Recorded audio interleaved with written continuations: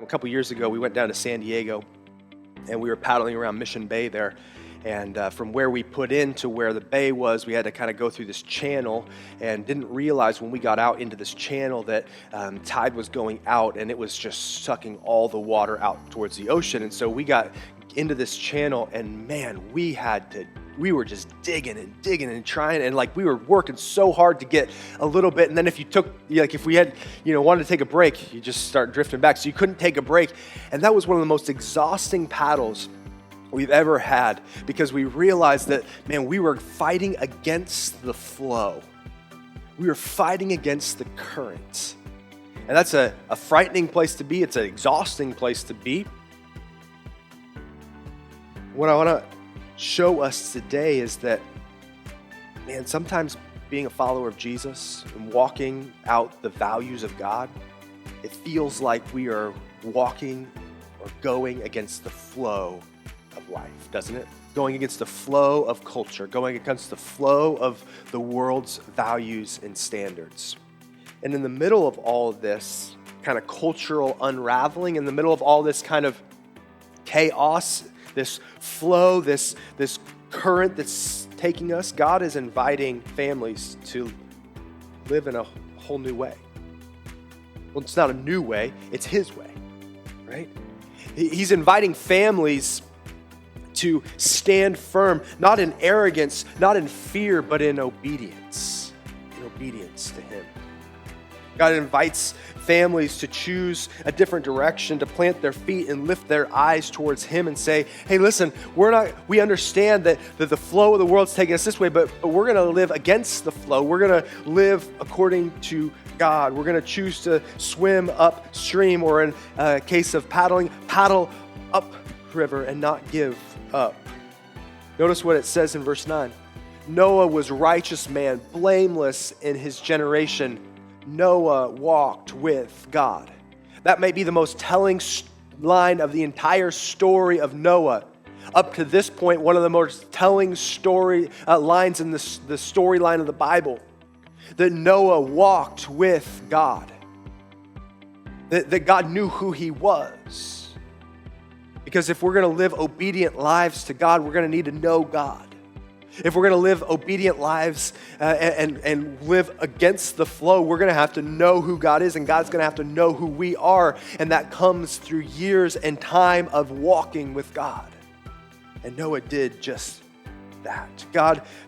Noah found favor in the Lord's eyes, not because he was so much more special than everybody else, but that he walked with God. Not that he was this incredible orator or builder is the reason God chose him. No, He chose him because he walked with God. Do you walk with God? If we're going to live according to God's plan, if we're going to live against the flow, it's going to take faith. It's going to take Noah-like faith. Because sometimes God shows up and He asks us to live in a certain way. He asks us to do certain things. That's like, no one else is doing this, God. In fact, that will get me made fun of. But if we're going to live in obedience to God, it's going to rarely be the easiest option.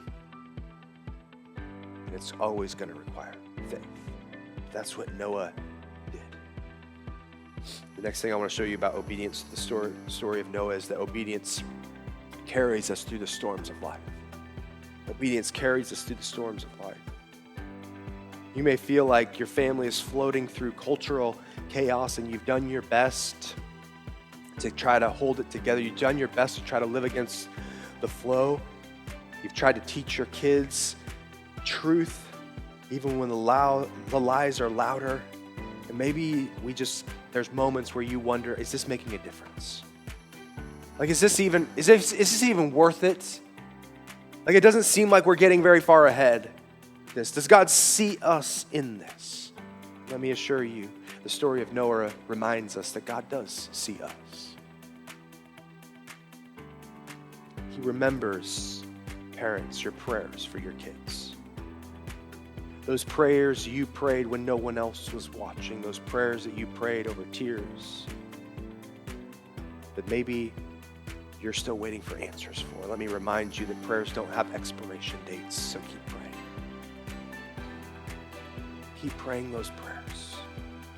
He remembers the students as you try to navigate through life with. He remembers you when you choose integrity, even though all your peers are choosing sin. He remembers. He remembers marriages that honor covenant over convenience. He remembers every act of obedience, even when no one else sees us. That's why the Apostle Paul writes in Galatians chapter 6, let us not grow weary in doing good, for in the due season we will reap if we do not give up. Noah didn't know how long the storm would last, and sometimes, friends, neither do we. We don't know how long the storm will last in life. We need to trust and remember and live by faith, knowing that the one who sealed the door of the ark also is the one who commands the winds and the waves. And he sees us. Noah lived against the flow. Even when the world gave itself over to sin, Noah chose righteousness. While everyone else mocked him, Noah chose to build. While others indulged, Noah walked with God and listened. But I want you to understand this didn't happen overnight, right? I said it before, right? This wasn't just some weekend project. This ark was built board by board, day after day, year after year, and that's how obedience is going to work in our lives as well. Okay? Obedience isn't just this nice little fad that we do on a weekend when we get inspired. Obedience comes and shows itself day after day, moment after moment, choice after choice.